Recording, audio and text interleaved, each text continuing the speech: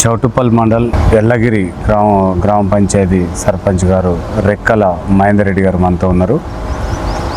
కాంగ్రెస్ ప్రభుత్వం అధికారంలోకి వచ్చిన తర్వాత 6 గ్యారంటీలు కానీ 99 రోజుల ప్రణాళిక కార్యక్రమాలు కానీ ఎంత మేరకు అభివృద్ధి కార్యక్రమాలు చేసిరో వారిని అడిగి తెలుసుకునే ప్రయత్నం చేద్దాం. నమస్తే అండి సర్పంచ్ గారు. సార్, ఎట్లా ఉంది ఇక్కడ 6 గ్యారంటీలు కానీ 99 రోజులలో భాగమైన అభివృద్ధి కార్యక్రమాలు ఇక్కడ ఎంత మేరకు మీరు చేయగలుగుతున్నారు సార్? ప్రభుత్వం ఆదేశించినట్టు ప్రతి ప్రోగ్రాం చేసుకుంటూ వెళ్తున్నాము. మేము ముందుగా మన చౌటుప్పల్ సిఐ గారికి ప్రత్యేక ధన్యవాదాలు చెప్పాలి. రోడ్ సేఫ్టీ దాని గురించి అవగాహన ఇచ్చి ఒకసారి మీటింగ్ పెట్టినాము. ప్రతి నైట్ టైంలో ఇప్పుడు సమ్మర్ కాబట్టి నైట్ టైంలో నిద్రిస్తున్న వారికి ఎప్పటికప్పుడు సూచనలు ఇచ్చుకుంటూ గ్రూప్లో మెసేజ్ పెట్టేయడం, మాతోని జాగ్రత్తగా ఉండండి, తాళాలు వేసుకోండి అన్నట్టుగా ప్రోగ్రాంలు చేస్తున్నాం. ఓకే సార్, ప్రతి ప్రోగ్రాం చేస్తున్నాము. ఇంకోటి ఈ మొక్కలకు సంబంధించింది మామూలుగా వైర్ల కింద దీని కింద అప్పుడు ఇంతకుముందు గతంలో దేనికి యూజ్ కాకుండా మొక్కలు ఇచ్చేది, మామూలుగా ఫాస్ట్ ఎదగడానికి అలాంటి మొక్కలు ఇచ్చేది. ప్రస్తుతానికి ఇప్పుడు మేము ఎర్రచందనము, శ్రీగంధ పర్సనల్గా సీడ్స్ తెప్పించి నర్సరీలో ప్లాన్ చేసినాము. కొంచెం నర్సరీ షెడ్ కరెక్ట్ లేక కోతులతోని ఇబ్బంది అయ్యి కొంచెం మొలకలు రావడంతోనే కోతులు వేకేసినవి అంటే తిన్నీకి. అయితే ఇప్పుడు దాని పర్మనెంట్ సొల్యూషన్ లెక్క ఇంతకుముందు కట్టెలతోని వైర్లు కట్టి పెట్టేది. ఇప్పుడు దాని ప్రస్తుతానికి ప్రతి సంవత్సరం కట్టెలు పెట్టి నెట్టి కట్టినా ఒక 10-20 వేలు మెయింటెనెన్స్ కిందకి వెళ్ళిపోతాయి కానీ చెప్పి ప్రస్తుతానికి ఇప్పుడు పర్మనెంట్గా ఒక 20-25 ఏళ్ళు ఉండేటట్టు ఐరన్ రాడ్లతో చేసినాము. దానికి రేపు పొద్దున కోతులు అనేది శాశ్వత నిర్మూలన పోవు కాబట్టి దానికి చుట్టుముట్టు ఫెన్సింగ్ జాలి లాంటిది వేసి మొక్కలు నర్సరీకి వేసిన సీడ్స్ కానీ బాగా రానికి ప్రయత్నం చేస్తున్నాము. మనకు ఒక రైతుకు ఒక మొక్క ఇస్తున్నాం అంటే ఇంట్రెస్ట్గా చదువుకోవాలనే ఉద్దేశంతోనే ఎర్రచందనం, శ్రీగంధ, ఒక 5-6 రకాల పండ్ల మొక్కలు ఇవి ప్లాన్ చేస్తున్నాం. ఓకే సార్, ముందుగా ఏంటంటే గత ప్రభుత్వం చేసిన అభివృద్ధికి కాంగ్రెస్ వచ్చిన తర్వాత చేస్తున్న అభివృద్ధికి అసలు భేదాలు ఏంటి? ఇప్పుడు గత ప్రభుత్వం కాంగ్రెస్ పార్టీ ప్రభుత్వం అధికారంలోకి వచ్చినాక ఇది పూర్తిగా ప్రజలది, పేదల ప్రభుత్వం ఇది. ఇప్పుడు గత ప్రభుత్వం వచ్చేసి ఒక మనకు తెలియకుండా మన నడ్డి మీద వేసి గుద్దడం లాంటిది వేసేది, కేంద్ర ప్రభుత్వం అయినా రాష్ట్ర ప్రభుత్వం అయినా. ఇప్పుడు సామాన్యునికి ఏముంటుంది అంటే ఒక నెలకు ఒక 200 రూపాయలు వాళ్ళు తెలివిగా 200-300 పెట్రోల్ మీద పెంచుకుంటూ పోవడమే కానీ కరెంటు బిల్లే కానీ ఇవన్నీ తెలివిగా ఒకటేసారి గుంజకుంటా తెలివిగా వేసింది. కాంగ్రెస్ ప్రభుత్వం వచ్చినాక విద్యుత్ ఫ్రీ, ఇంటింటికి అర్హులైన అందరికీ విద్యుత్ ఫ్రీ ఇస్తుంది. ఇంచుమించు ఒక 2 సంవత్సరాల నుంచి 3 సంవత్సరాల దగ్గరకు వచ్చినా కానీ ప్రజాపాలన పెట్టినాక అమల్లోకి వచ్చినాక ఒక 2 సంవత్సరాల నుంచి ఒక ఇంటికి 200 నుంచి ఒక్కొక్క ఇంటికి 700 దాకా విద్యుత్ ఫ్రీ అయితే ఇంటికి విద్యుత్ ఫ్రీ అయితే వస్తుంది కదా. మినిమం ఒక 200 అన్నా కానీ సంవత్సరానికి వచ్చేసి ఒక 3,000 రూపాయలు. ఇలాంటివి ఏంటంటే మహిళలకు చాలా ఆసరగా అవుతాయి అన్నట్టు. ఈ ఖర్చు కాకుండా పెట్టుకోవడము అలాంటివి ఉంటుంది. మహిళలకు కూడా ఫ్రీ బస్సు. ఇప్పుడు ఒక 2 రోజులు ఆర్టీసీ వాళ్ళు సమ్మె విధించినాడు, దాన్ని వాల్యూ కొంతమంది తెలిసి వచ్చింది అనుకుంటాను. మామూలుగా ఒకటేనే ఏమంటారు, ఎవరు పెట్టమన్నారు అని ఒక లిమిట్లో ఇష్టం వచ్చినట్టు వాగేటోళ్ళు చాలామంది ఉన్నా కానీ ఒక 2 రోజుల సమ్మెతోనే దాని వాల్యూ ఏందనేది కూడా తెలిసిందని మేము అనుకుంటున్నాం. అంటే సమ్మె ఎంకరేజ్ చేసుడు కాదు, ప్రభుత్వం పెట్టిన పథకం ఎంత వాల్యుబుల్ అనేది తెలిసి అని మనం అభిప్రాయపడుతున్నాం. సార్, ఈ 6 గ్యారంటీలలో బాగా గ్రామస్థాయిలో ఉపయోగపడే పథకం అంటే ఏదనుకుని భావిస్తున్నారు సార్ మీరు? గృహజ్యోతి కరెంటు, 500 రూపాయల గ్యాస్ సిలిండరు. 500 రూపాయల గ్యాస్ సిలిండర్ కూడా కొంతవరకు కొంతమందికి మొన్న రీసెంట్గా నేను ఎంపీడీ ఆఫీస్కి అడిగినప్పుడు కొంతమంది అప్పుడు మెన్షన్ చేసుకున్నారు కానీ దాంట్లో అప్డేట్ చేసుకోలేదు. కొంతమందికి రీసెంట్గా నా దృష్టికి వచ్చిన కాడికి మళ్ళీ అప్డేట్ చేయించడము. అంటే ప్రజాపాలన ప్రభుత్వం అప్పుడు ప్రభుత్వం వచ్చిన కొత్తలో పెట్టినప్పుడు అప్పుడు సెలెక్ట్ చేసుకున్న దాంట్లో కొంతమంది సెలెక్ట్ చేసుకోరు కానీ అక్కడ డెవలప్మెంట్ చేయకపోవడం, ఆన్లైన్లో ఎక్కించలాంటివి చేయకపోవడం, గృహజ్యోతి కింద విద్యుత్ అవి కూడా కొన్ని ఎక్కియలేకపోవడం మన దృష్టికి వచ్చినాక ఒక 7-8 గల చేయించినాము. అంటే వీళ్ళు పోలేక మాకు రావేమో రాలేదేమో అన్నట్టు కూడా అవి ఉన్నాయి. మెయిన్ ఇంకోటి సన్నబియ్యం. ఎగ్జాంపుల్ సన్నబియ్యం అంతకుముందుకు 10 రూపాయలకి అమ్ముకునేటోళ్ళు, ఇప్పుడు 15 రూపాయలు అయిందంటే కూడా అది దాని అంటే 90% ఎవరు అమ్ముకోవట్లేదు. అమ్మిన 15-20 రూపాయలకు రేటు వేరిందంటే నీకు ఆల్రెడీ లాభాలు ఏది ఉపయోగాలకు వచ్చినట్టే కదా అది. ప్రతి ఒక్కరు తింటున్నారు. మేము కూడా రోజు డైలీ ఒక ఈవినింగ్ టైం సన్నబియ్యమే, ప్రభుత్వం నుంచి వచ్చే సన్నబియ్యాన్ని తింటాం మేము. ఓకే సార్, మాజీ ఎమ్మెల్యే కూసుకుంట్ల ప్రభాకర్ రెడ్డి గారికి ఇప్పుడున్న రాయగోపాల్ రెడ్డి గారికి తేడాలు ఏంటి? కూసుకుంట్ల ప్రభాకర్ రెడ్డి గారు అంటే అతను ఎంకంగా ఉండే లీడర్లతోనే అతనికి ప్రభావం మైనస్ ఎక్కువ ఉంటుంది. రాజగోపాల్ రెడ్డి అంటే కూసుకుంట్ల ఆయనతో పోల్చడం మాకు కొంచెం ఇబ్బందికరంగా ఉంది కూసుకుంట్ల ప్రభాకర్ రెడ్డితోనే. ఎందుకంటే సరే కూసుకుంట్ల ప్రభాకర్ రెడ్డి గారు కూడా వ్యక్తిగతంగా చాలా మంచోడు. కాకపోతే ఏంటంటే ఒక ఊరు నుంచి ఒక ఊరు పోతానికి 20 మంది వాళ్ళే ఉంటారు, ఎప్పుడు ఉంటుంది. రాజగోపాల్ రెడ్డి సార్ అట్లా ఉండదు. మనిషి కనబడితేనే పని అయ్యేటట్టు ఉండదు. ఇప్పుడు రాజగోపాల్ రెడ్డి సారు ప్రభుత్వం వచ్చినాక ఇంచుమించు ఎల్లగిరిలో తక్కువ ఇప్పటికి ఒక 80 లక్షల వరకు చేసిండు. కాంగ్రెస్ ప్రభుత్వం వచ్చినాక సీసీ రోడ్లు, డ్రైనేజ్ వచ్చింది, ఎవరు స్పందించకపోయి అప్పుడు ప్రభుత్వం అది గ్రామ స్థాయిలో సర్పంచులు లేకపోవడంతో వెనుకకి హెచ్ఎండి నిధులు కొంచెం వెనుకకి వెళ్ళిపోయినాయి. అంటే అప్పుడు ఏమవుతుంది అంటే నా ఇంటి పక్క పోవద్దు, నా మెట్లు పోతే ఈ ఇంటి పక్క పోవద్దు, మెట్లు పోతే అనే ఉద్దేశంతో పోయింది. ఇంతవరకు ఒక శిలా పథకానికి యాక్సెప్ట్ చేయలేదు సారు. నేను రావాలి కొబ్బరికాయ కొట్టాలి కాదు, నీకు ఏడ సమస్య ఉంది ఆ సమస్య తీరిందా తీరలేదా అనేది రాజగోపాల్ రెడ్డి గారు ఫోకస్ వద్దు. ఇంకోటి ఏంటంటే కూసుకుంట్ల గారిది ఎట్లుంటుంది అంటే సరే 50,000 అయినా సరే కానీ నేను రావాలి కొబ్బరికాయ కొట్టాలి, మళ్ళీ 10 మంది ఉండాలి, ఫోటోలు దిగాలి, లేకుంటే ఏ పని చేయొద్దు అనేది ఉంటుంది. రాజగోపాల్ రెడ్డి గారు ఉన్నారు మా సారు. ఇప్పుడు పెద్దవారికి కంటి ఆపరేషన్, వాళ్ళ తల్లిగారు సుశీలమ్మ ఫౌండేషన్తో కంటి ఆపరేషన్. సుశీలమ్మ ఫౌండేషన్ నుంచి కరోనా లాక్డౌన్లో వచ్చినప్పుడు మన ఫంక్షన్ హాల్ని ఇంచుమించు 2 మండలాలకు నిత్యావసర సరుకులు ప్యాక్ చేయించింది సారు. సుశీలమ్మ ఫౌండేషన్ నుంచి మన దగ్గరికి వెళ్ళి మినిమం ఒక 10 days ప్యాక్ చేసినాం మునుగోడు నియోజకవర్గానికి. ఇక్కడ సార్ గురించే అనేది అది వర్ణించలేనిది అది రాజగోపాల్ రెడ్డి గారు. ఆయన చేసే పనులు సేవలు వెనుక ముందు ఏది ఆలోచించాడు అంటే మామూలుగా సరే ఆర్థిక ఫైనాన్షియల్ కానీ ఉన్నది మొత్తం పోయినా సరే ప్రజలు నన్ను నమ్ముకున్న వాళ్ళు మాత్రం మంచిగా ఉండాలని ఆకాంక్షతో ఉంటాడు సార్. ఓకే సార్, సారు వాళ్ళ అమ్మగారి పేరు మీద కానీ తర్వాత పేద విద్యార్థులకు పేదలకు ఎంతో సేవ చేస్తున్నాడు, మంత్రి పదవి కావాలని ఆశిస్తున్నాడు సార్. ఎందుకు అధిష్టానం సార్ ఆశించట్లేదు? ఒకటి అభిమానులు ఉన్నారు, మేము ఆశిస్తున్నాం. అభిమానులు మాది మునుగోడు నియోజకవర్గం ఉంది. ఒకవేళ మంత్రి వచ్చి ఉంటే ఇప్పుడు ఎగ్జాంపుల్ మాకు ఇప్పటికీ సార్ గెలిచినాక 80 నుంచి1 కోటి రూపాయలు వచ్చినాయి. ఒక 2 కోట్లతో ఒక ఊరు అభివృద్ధి అవునేమో, ఫండ్స్ కొంచెం మంత్రి అయ్యేదానికి ఉంటుంది. సార్ ఎన్నన్నా నాకు ఇది కావాలి అనేటట్టు ఉంటే 2022లో రాజీనామా ఎందుకు చేస్తాం? రాజీనామా చేయకపోవు కదా, అధికార పార్టీలో పోవు ఏదైనా ఆశించుంటే. అలా ఇద్దరు కానీ సార్ ఆశించేది కాదు, మేము ఆశిస్తున్నాం. మేము మన మునుగోడు బాగుపడుతుందేమో అన్న ఆశతోనే మేము ఆశిస్తున్నాం. కానీ సార్కు మాట ఇచ్చారు, కానీ అది పెద్దలకు పార్టీ పెద్దలకే తెలియాలి.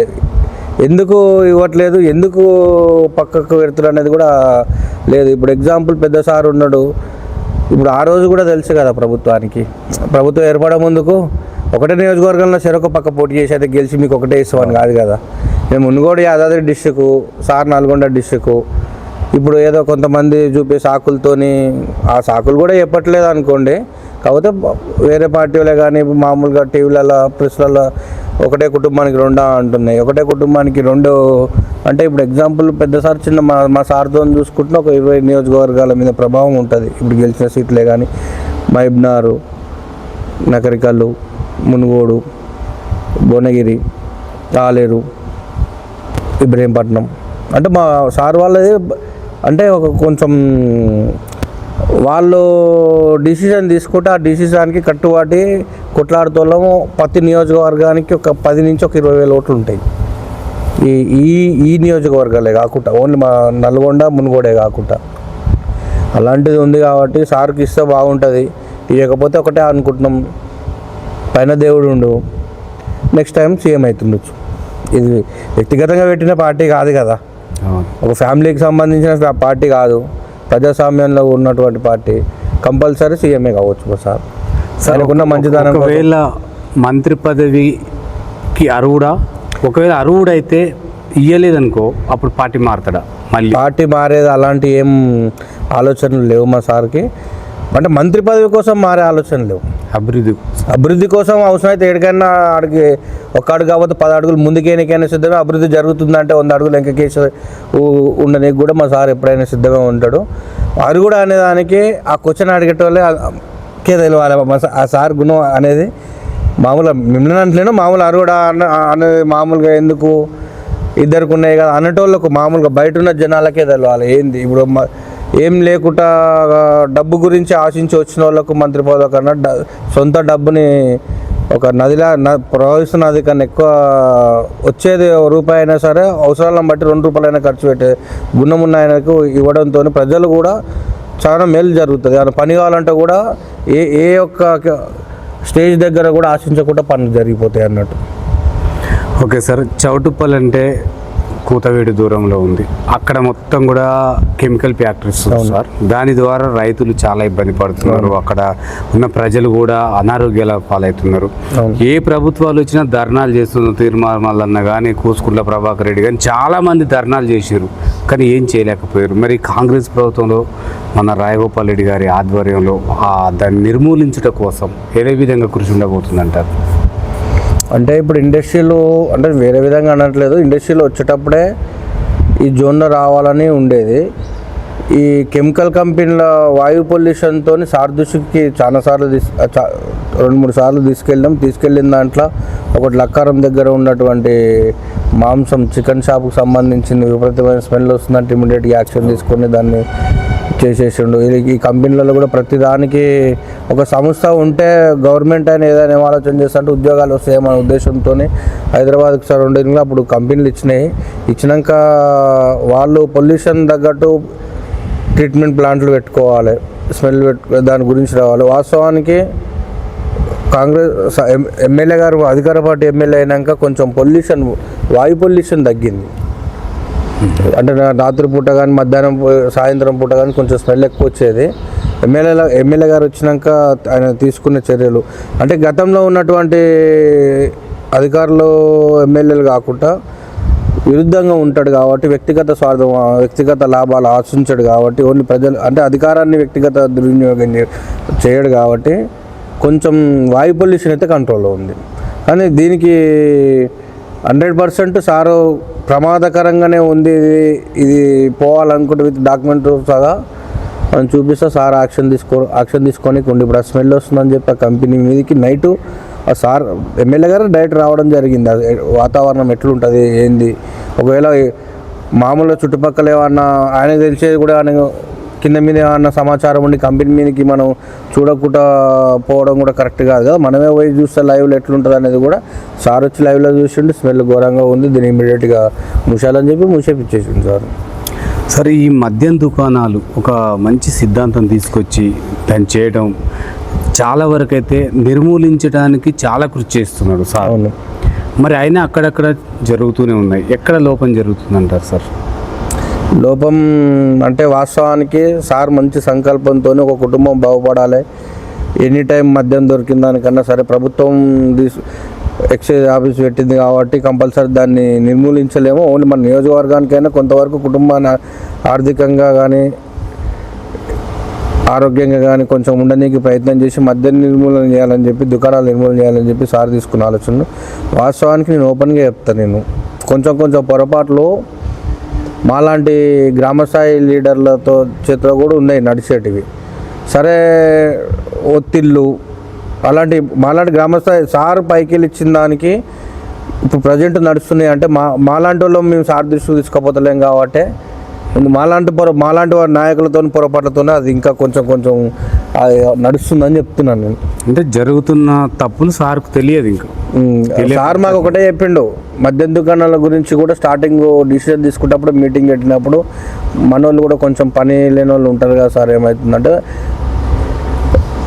నిజంగా ఆర్థికంగా ఇబ్బందులు ఉండి ఏ పని చేయలేకపోతే నేను ఆదుకుంటా, వేరే బిజినెస్ పెట్టిస్తా అని చెప్పిండు ఒకటి. నెక్స్ట్ మన పార్టీలో ఉంటారు, దాని మీద అలవాటు పడే అవసరం లేదు నాకు. నాకు ఆ మనిషే వద్దని చెప్పిండు. ఇప్పుడు ఎవరైనా సరే ఇప్పుడు తప్పు చేసిండంటే ఇప్పుడు మామూలు మనం చూస్తూనే ఉంటాం, పలానా తప్పు చేసిండంటే పలానా అధికారం ఉంది కాబట్టి కాపాడండి అన్నట్టుగా ఉండని ఓటు బ్యాంక్ రాజకీయాలు చేస్తారు. రాజగోపాల్ రెడ్డి గారు అలాంటి రాజకీయాలు నాకు అవసరమే లేదు, నాకు ఓటైనా అవసరం లేదు, నా ఎమ్మటి నా పార్టీలో ఉండని అవసరం కూడా లేదు, నా ఎమ్మటి ఉండని అవసరం లేదు కూడా కరాఖండిగా చెప్పిండు. కానీ అక్కడక్కడ నడుస్తున్నాయి అంటే వాస్తవానికి నేను ఒప్పుకుంటున్నాను. మాలాంటి గ్రామ స్థాయిలో ఉన్న వాళ్ళమే సార్ దృష్టికి తీసుకుపోతున్నందుకు ఒకటి, ఇంకోటి కూడా చూసి చూడనట్టుగా ఉండడం మాలాంటి వాళ్ళ పొరపాట్ల వల్లనే ఆగింది. సార్ దృష్టికి పోతే మాత్రం మమ్మల్ని కూడా క్షమించాడు. ఇలాంటివి ఏదో ఒకరు నిజం తెలిస్తే పరిస్థితి ఏంటి సార్? మరి మేము ఆల్రెడీ చెప్పేకాడికి చెప్తూనే ఉన్నాము. మా దృష్టికి వచ్చిన ఇంతకుముందుకు మా ఊర్లో ఉండేది బంద్ చేయించేసినాము.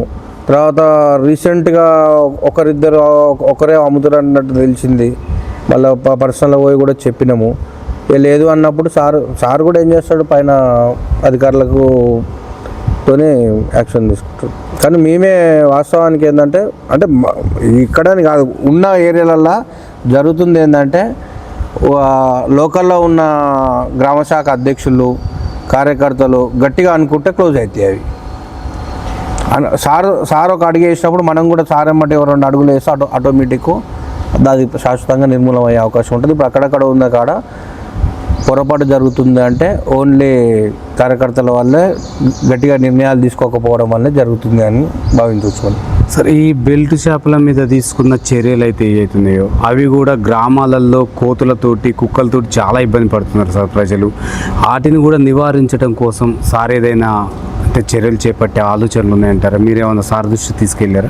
వాస్తవానికి అయితే కోతుల గురించి కుక్కల గురించి అయితే తీసుకెళ్ళినాము. ఎందుకంటే ఇక రాబిట్స్ అయ్యి రోగాలు వస్తాయి కాబట్టి ఉంది. కోతులు ఏమో నిర్మూలించలేదు అది. ఎందుకంటే అది ఒక 10 ఉన్నాయంటే ఒక 3 నెలల లోపే విపరీతంగా అయిపోయినాయి. ప్రతి ఊరు కాడ అయిపోయినాయి, ప్రతి గల్లీకి అయిపోయినాయి అవి.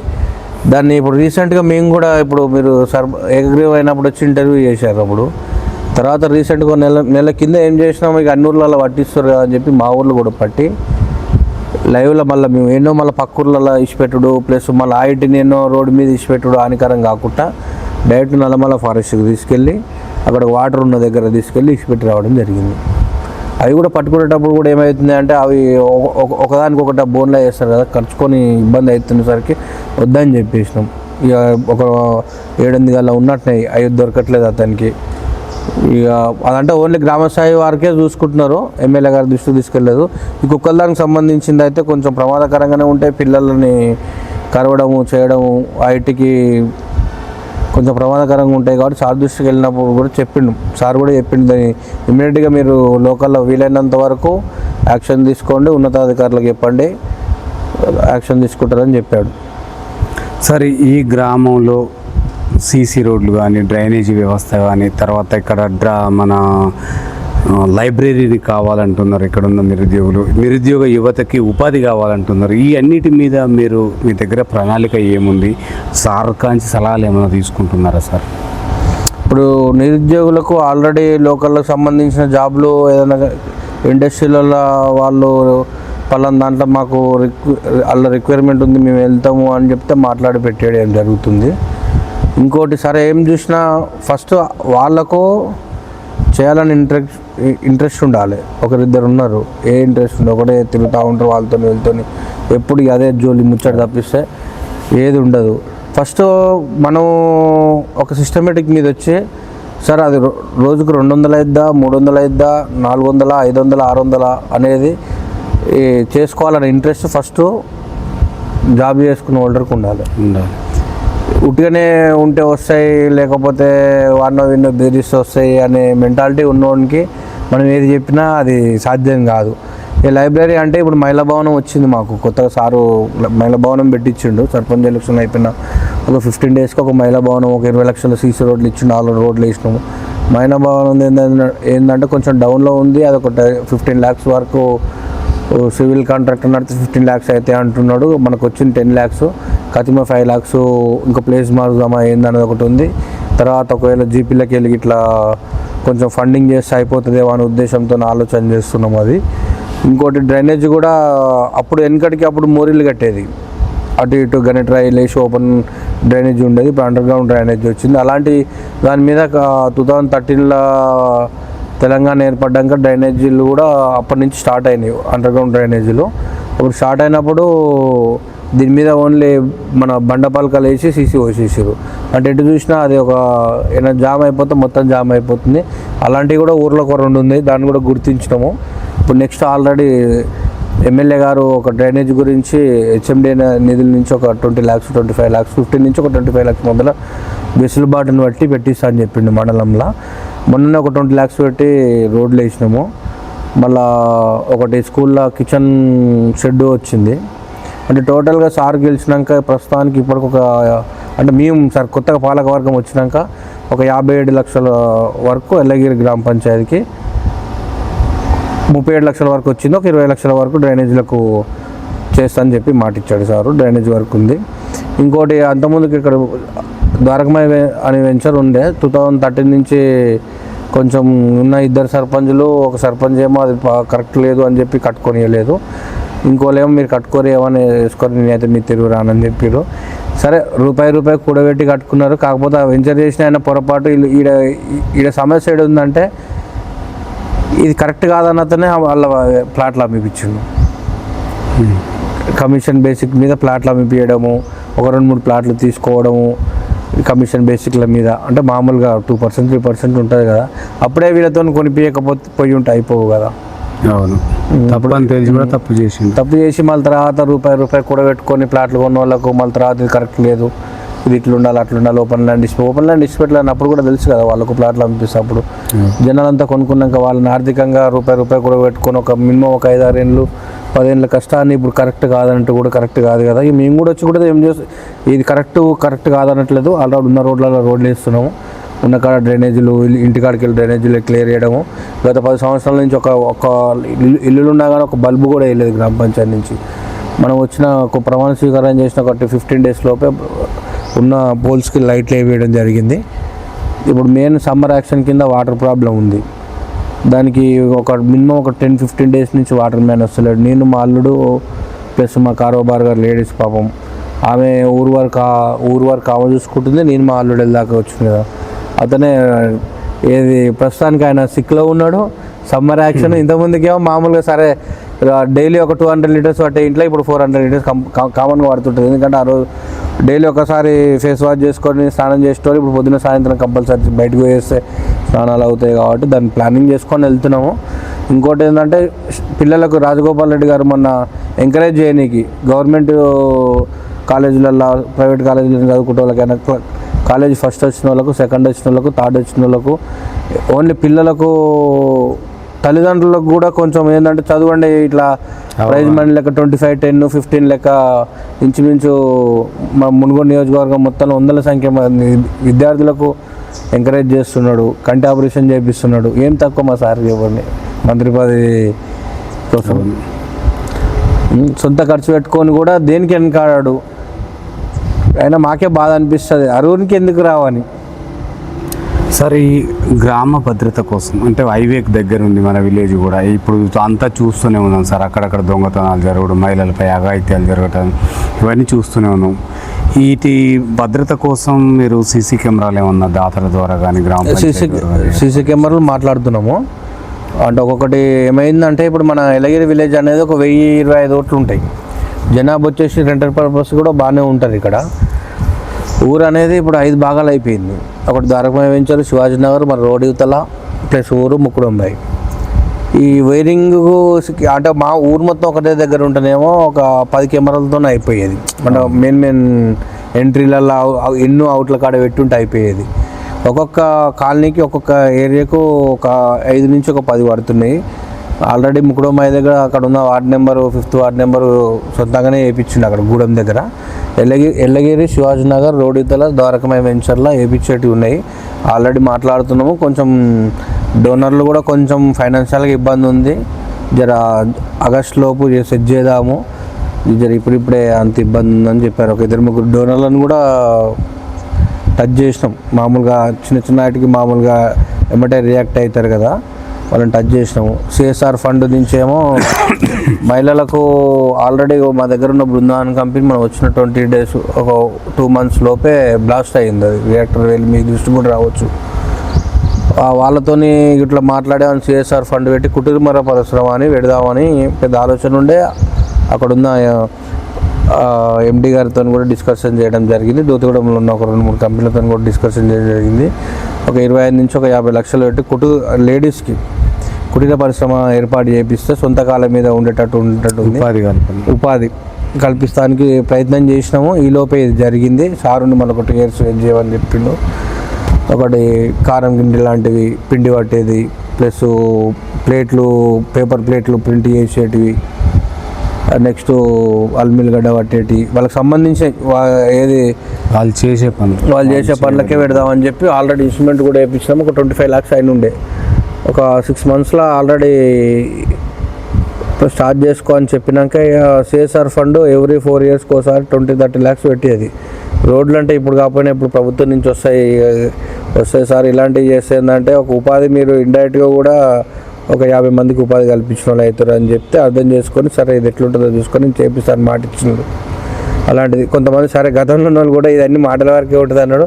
కంపల్సరీ 1.5 year లోపు ఈ పరిశ్రమను అయితే మహిళలు వాళ్ళ కాళ్ళ మీద వాళ్ళు ఉండేటట్టు, నెలకు ఇంట్లో ఉండేటోళ్ళకి రిటర్న్ గర్వంగా ఉండేటట్టు ఒక 50 మందితో ఒక చిన్నది పరిశ్రమ పెట్టాలనేది నాకు ఒక ఆలోచన. ఓకే సార్, ఇక్కడ ఉపాధి హామీ కూలీలకి నూతనంగా జాయిన్ అయ్యే వాళ్ళు కానీ అంటే గతం నుంచి వచ్చేటి వాళ్ళకు కంప్యూటర్ వాళ్ళ ఫేస్ని తీసుకోవట్లేదని చెప్పేసి కొంతమంది ఇబ్బంది పడుతున్నారు సార్. అది మా దృష్టికి చాలా రోజుల నుంచి ఇక్కడ ఉన్న కూలీలు చెప్పడం జరిగింది. ఎక్కడ లోపం జరుగుతుంది, దానిపైన మీ దృష్టికి వస్తే మీరు ఏం తీసుకోబోతున్నారు సార్ చర్య? అయితే ఇప్పుడు ఆల్రెడీ ఉపాధి హామీ పథకం కాడికి పోయి ఫస్ట్ మార్నింగ్ డ్యూటీ ఎక్కేటప్పుడే స్కాన్ చేస్తున్నారు. డ్యూటీ దిగేటప్పుడు 2 times. ఇంతకుముందు లెక్క 1 time చేసుకొని మధ్యాహ్నం టైంలో వెళ్ళొచ్చు అలాంటివి లేవు. ఇప్పుడు మన దృష్టికి వచ్చినప్పుడు వాళ్ళతో ఉన్నత అధికారులతో మాట్లాడితే మనం ఏం చేయలేము. ఆల్రెడీ ఒక్కొక్కసారి ఘోరంగా కింద పడుకుంటూనే వస్తున్నాయి ఫోటోలు. మనం పేపర్లో కూడా చూసినాము. ఫేస్ వాష్ ఇప్పుడు బయటికి వెళ్తారు, ఇప్పుడు పని చేయడానికి పోయేది పొలాల పోటే పోయేస్తారు కదా, పోయేటప్పుడు ఒక 1 liter 2 liter వాటర్ తీసుకెళ్తే ఒక 2-3 times ఫేస్ వాష్ చేసుకుంటే కూడా ఫోటోలు వాడట్లేదు. అంటే తాగనీకి వాటర్ తీసుకెళ్తే దానికి యూజ్ చేసినా కానీ వాడట్లేదు. ఈ ప్రభుత్వమే దానికి సంబంధించింది నిర్ణయం తీసుకోవాలి. అది ఇప్పుడు మన చేతిలో గలది కాదు. ఆల్రెడీ చెప్పినాము. మళ్ళీ ఒక 2-3 daysలో సార్ దగ్గరికి పోయేది ఉంటుంది. ఒకవేళ సార్ దృష్టికి కూడా తీసుకెళ్దాం.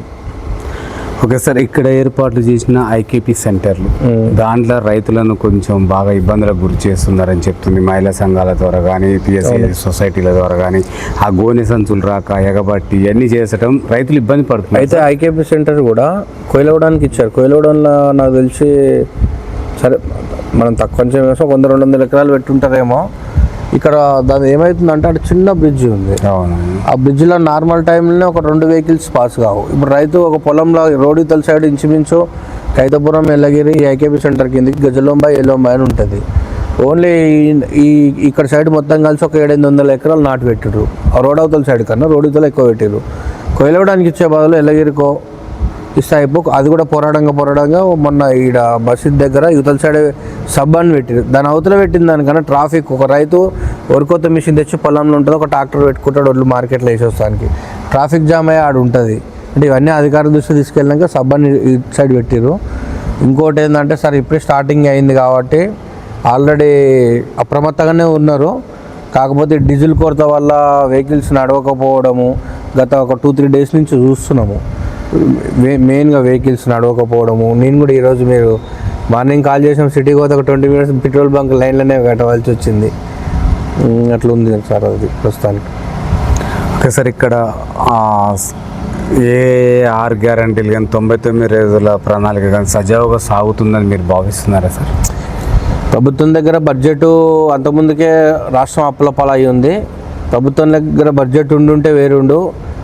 ప్రస్తుతానికైతే గత ప్రభుత్వం కన్నా కాంగ్రెస్ ప్రభుత్వం సాఫీగా సాగుతుందనే మా నమ్మకం. ఇంకోటి ఏంటంటే అప్పుడు ఉట్టిగా ఉన్న భూములకు రైతు బంధు పడేది, ఇప్పుడు పంట పండించిన వాళ్ళకే రైతు బంధు ఇస్తుంది. దానివల్ల ప్రభుత్వానికి ఉన్న ఆర్థిక ఇబ్బందులు కొంచెం తొలుగుతుంది, ప్లస్ పంట పండియాలనే ఉద్దేశం కూడా ఇంకో రైతుకు కలుగుతుంది కదా.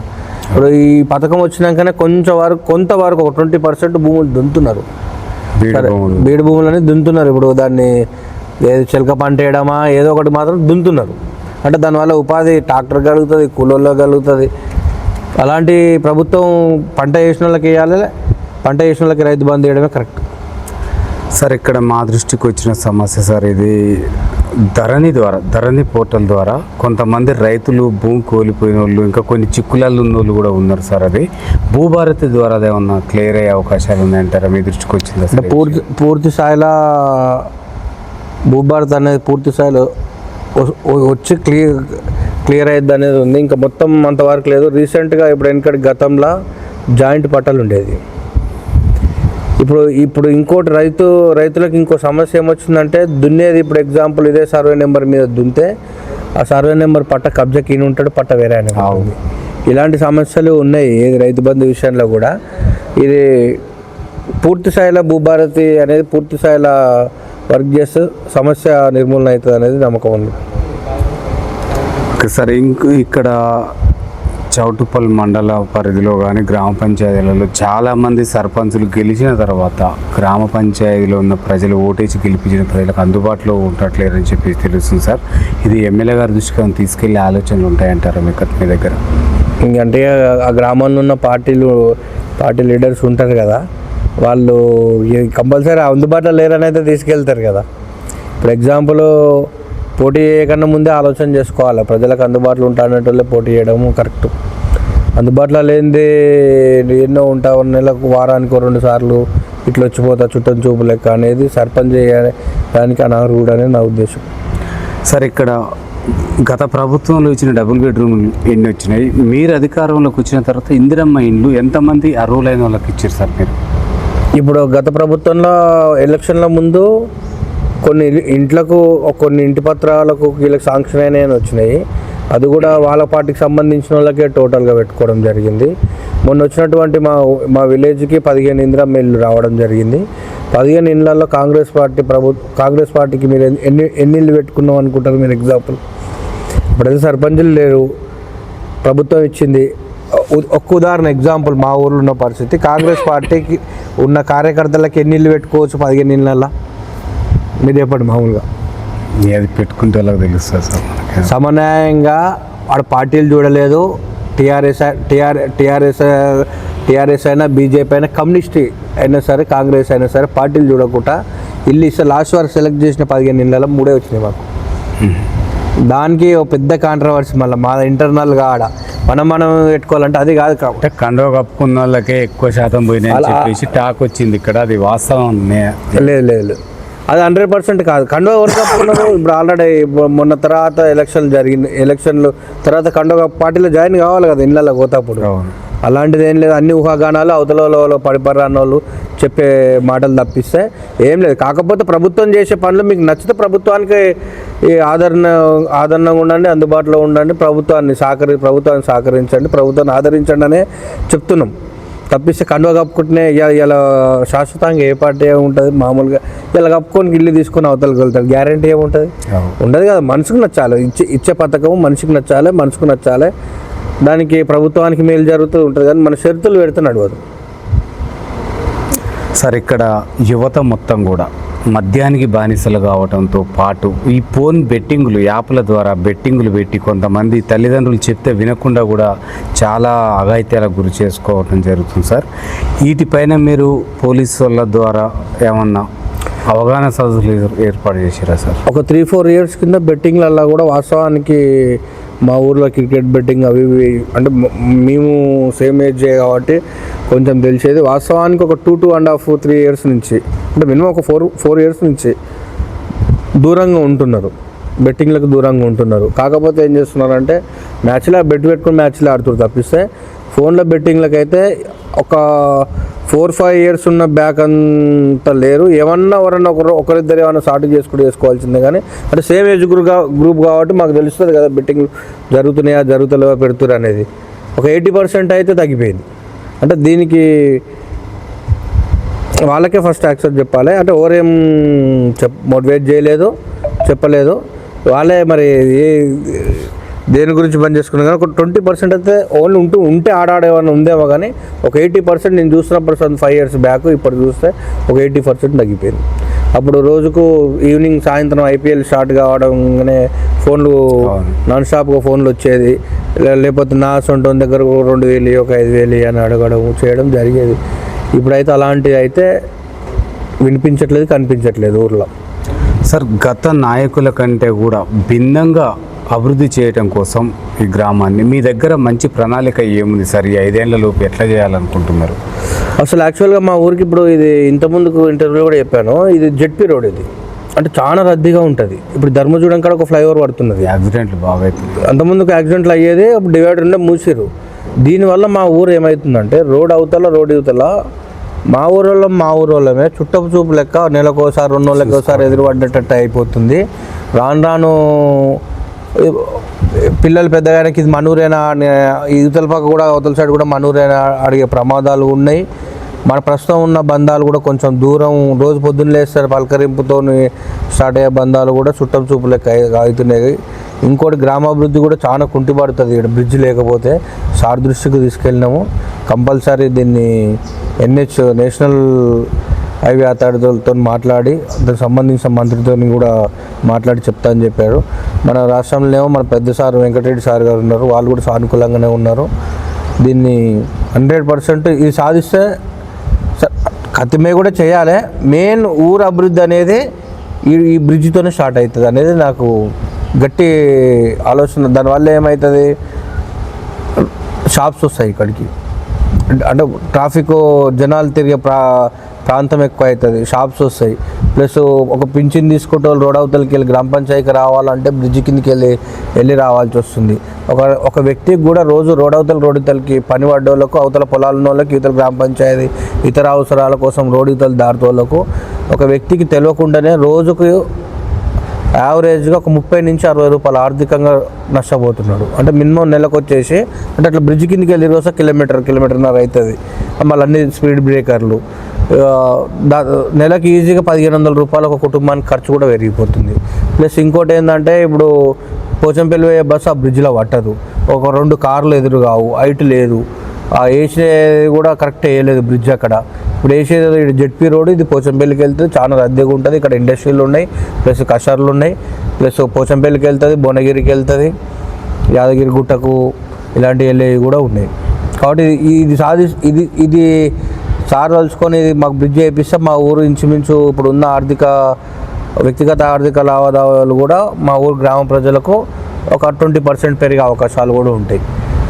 ఒకటి కాలేజు, ఒక 2-3 కాలేజీ కడుతోలే కానీ, కాలేజీ కోసం చూస్తోలే కానీ, ఎవరైనా స్కూళ్ళు ఇక్కడ లీజుకు తీసుకొని పెట్టేటోళ్ళ గురించి ఆలోచన చేస్తున్నాము.